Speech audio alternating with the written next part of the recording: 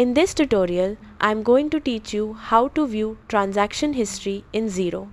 This is useful for reviewing your financial activity, checking past transactions, and keeping your records organized.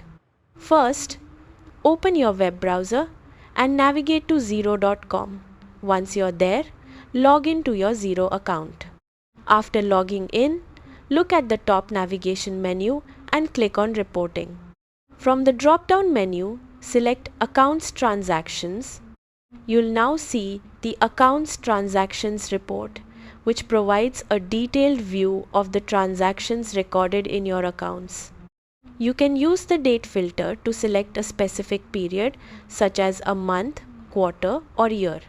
For a more detailed view of your banking activity, look at the report options on the left side and select Bank Transactions by date. You can also adjust the date range here to narrow down the transactions you want to review.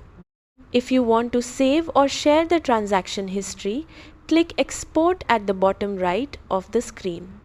You'll have options to export the report as a PDF, Excel file, or Google Sheets link. Choose the format you need, and your transaction history will be ready to save or share.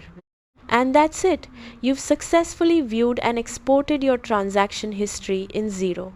If you found this video helpful, please leave a like, subscribe, and see you in the next.